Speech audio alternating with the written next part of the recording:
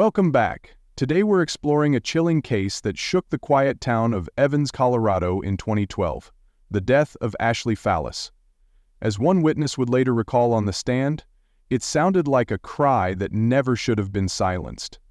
In a place where neighborly trust once reigned, and in a time when forensic science had advanced to unprecedented heights, the Fallis case exposed deep fissures in both investigative methodology and public faith in the justice system. Before the events of January 1, 2012, few in Evans had ever considered their community as anything other than peaceful. But that New Year's morning, the image of a happy suburban household, 2 parents and 3 young children, would be shattered. Historically, the early 2010s saw an evolution in how law enforcement approached domestic disputes, violence, and mental health crises. Greater awareness of depression, anxiety disorders, and postpartum struggles had begun influencing both legal and therapeutic frameworks. Yet when Ashley Fallis, a 28-year-old mother, died from a single gunshot wound to her head in the early hours of a new year, many rushed to accept what at first seemed straightforward: a troubled woman taking her own life after a night of hard drinking and marital tension. Initially ruled a suicide, her death slowly evolved into one of the most hotly contested and controversial cases in recent Colorado memory. It shocked the public for its human complexity. On the surface, it seemed like a tragedy fueled by misunderstanding or mental health strife. But as time passed, new evidence hinted at something more sinister. Across the nation, true crime enthusiasts and advocacy groups were drawn in by whispers of corruption, mishandled evidence, and a husband who might have been far from innocent. The authorities, who had once closed the case, found themselves compelled to reopen it, amid mounting pressure and media scrutiny. Even today, the Fallis case remains a symbol of how modern investigative approaches can shift long-standing conclusions. It serves as a cautionary tale. Where certainty once stood, doubt can creep in and demand a fresh look at old truths. As we delve deeper into the tragic night of Ashley Fallis's death, we will trace the ensuing investigation, the media frenzy, and the latest forensic breakthroughs. The questions still linger, and the answers, if they ever truly surface, continue to fascinate investigators, journalists, and the public alike. On December 31, 2011, the Fallis family home stood at the corner of Aspen Avenue and Juniper Street in Evans, Colorado, about an hour's drive from Denver. By all appearances, it was a normal middle-class residence, a neat lawn, modest Christmas decorations still hanging, the promise of a bright new year. Ashley and Tom Fallis, both in their late 20s, were known as a friendly if somewhat private couple. Ashley had worked as a victim's advocate in a local nonprofit, helping others through trauma, a grim irony considering what would later be said about the final moments of her own life. Tom Fallis, employed as a correctional officer, was seen by neighbors as dutiful, though at times tense or quick to anger. They had 3 young children, who were asleep upstairs that fateful night. Family and friends, including a close friend named Sarah Gomez, had gathered to welcome 2012. Donna Sally Gomez, her husband was beaten, gathered to welcome 2012. The clocks ticked toward midnight, the mood lighter than the chilly Colorado air outside. As the last hours of 2011 slipped away, Ashley and Tom's conversation reportedly turned sour. Accounts vary, but some guests said a heated exchange erupted near the fireplace. Ashley's mother, Jenna Fox, later testified that her daughter had confided fears about her marriage. She told me she felt trapped, that Tom's temper frightened her sometimes. Another witness, a neighbor named Nick Glover, recalled hearing loud voices from next door, just after midnight, he would tell police. I couldn't make out words, but it sounded like rage. Sarah Gomez, who left shortly before midnight, remembered tension in the living room, the way Tom paced near the kitchen counter, the sound of Ashley's laughter ringing hollow. Minutes after 12:30 a.m. on January 1, 2012, a gunshot rang out.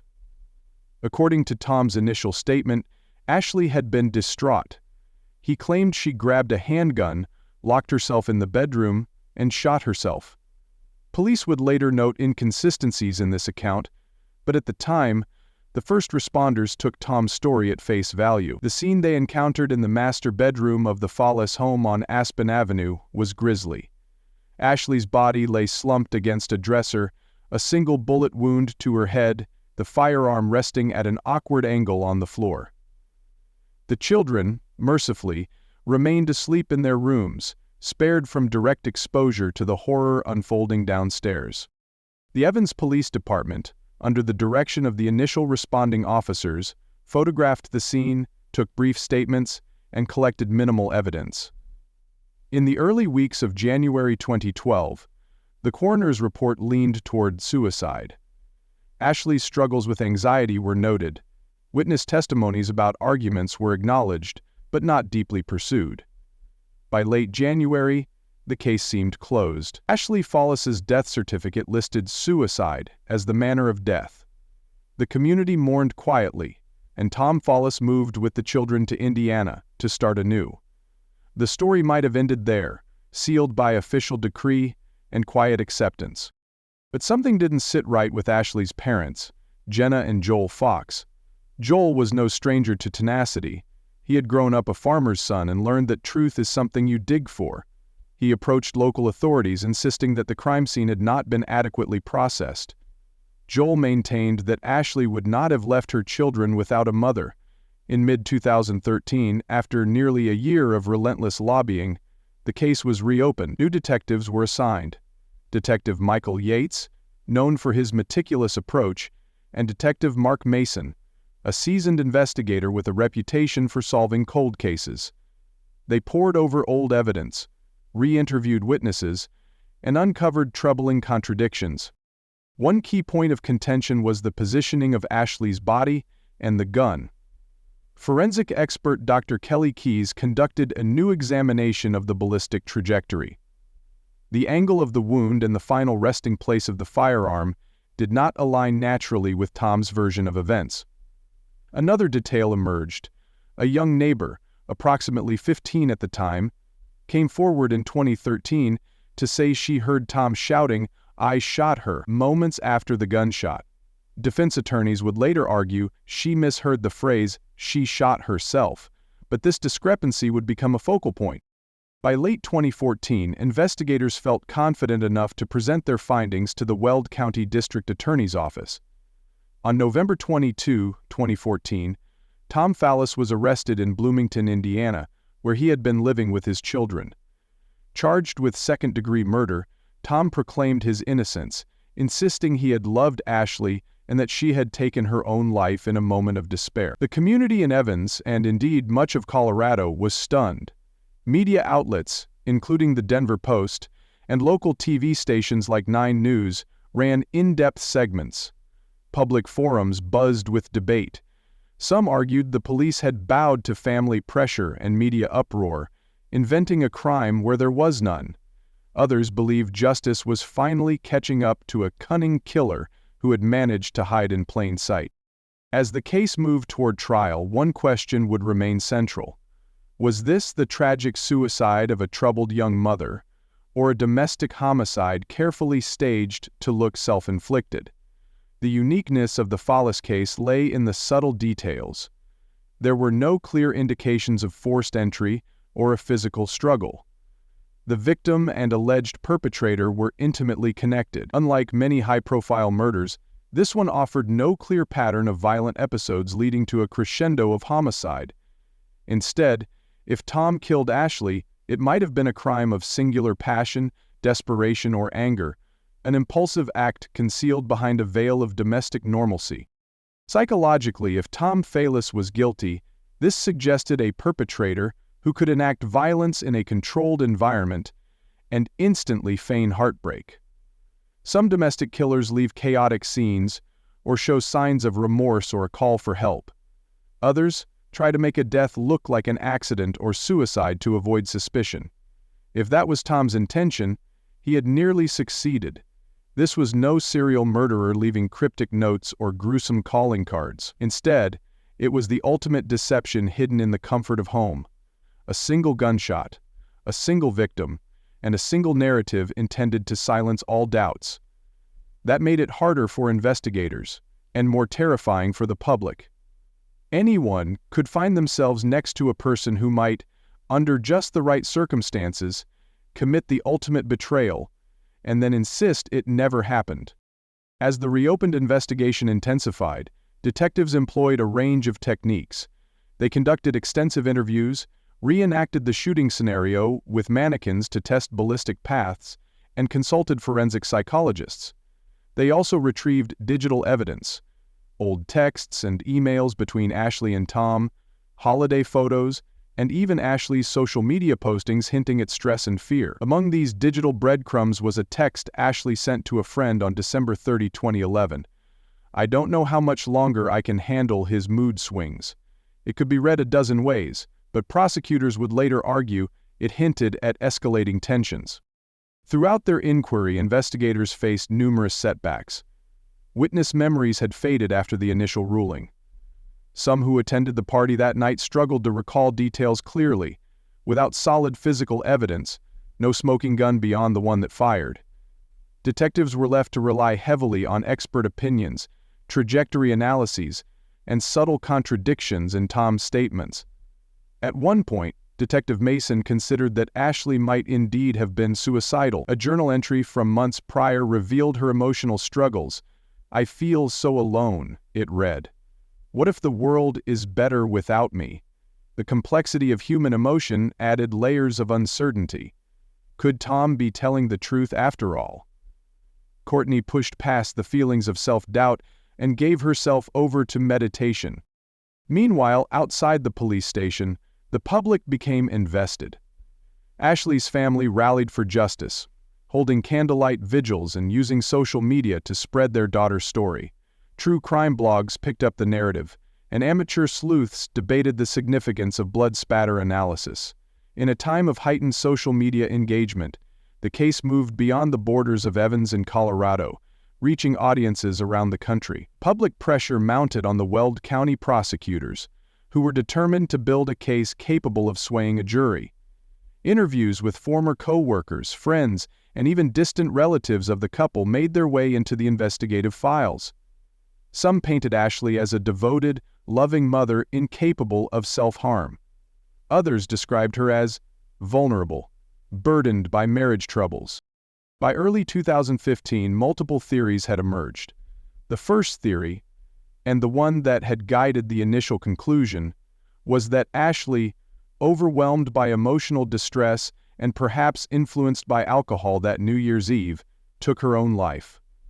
A second theory, championed by Ashley's parents and prosecutors, was that Tom killed her during a heated argument and quickly orchestrated the scene as a suicide. A third, less common theory suggested an unknown intruder, a theory considered implausible by police as there were no signs of forced entry or theft. Nevertheless, the sheer presence of these varied narratives only fueled the public's fascination. One of the most controversial aspects was the initial handling of the crime scene. The first officers and crime scene technicians had not thoroughly tested for gunshot residue on Tom's clothing or hands. Only Ashley's residue patterns were clearly documented, which could support either scenario, since someone holding a gun even briefly would have residue. The missteps cast doubt on the credibility of early forensic conclusions and opened the door to defense arguments that subsequent findings were tainted by bias or hindsight. When Tom Fallis stood trial beginning in March 2016 at the Weld County District Court, the atmosphere was thick with tension. Prosecutors tried to paint a picture of a man who had grown controlling, who might have snapped under the influence of alcohol and jealousy. They pointed to evidence that did not match a clean suicide. The defense countered that the prosecution's narrative was built on circumstantial evidence and the emotional pleas of a grieving family. They highlighted Ashley's documented struggles, suggested she might have had undiagnosed postpartum depression, and argued that inconsistencies in Tom's statements were due to panic and shock, not guilt. Witness testimonies were crucial. Sarah Gomez described the strained atmosphere she witnessed just before leaving the Fallis home. Jenna Fox cried as she recounted her daughter's final days. Nick Glover repeated the phrase he claimed to have heard, "I shot her," a phrase the defense tore apart, suggesting the neighbor had misheard amid the chaos. Forensic experts presented meticulous charts of bullet trajectories and blood spatter patterns. Still, the trial was a battle of interpretations. Without a video recording or a confession, the jury faced a labyrinth of conflicting narratives. In the end, Tom Fallis was acquitted. The jury remained unconvinced that the prosecution had proven murder beyond a reasonable doubt. The verdict sparked outrage from some quarters and relief in others. Ashley's family openly expressed disappointment. Tom Fallis, in tears, left the courthouse with his children, maintaining his innocence. Yet, the conclusion of the trial was not the end of the story. Even after the acquittal, interest in the case persisted. Some observers noted that acquittal does not necessarily equate to innocence, only that the evidence did not rise to the legal threshold. Questions lingered, and the public remained divided.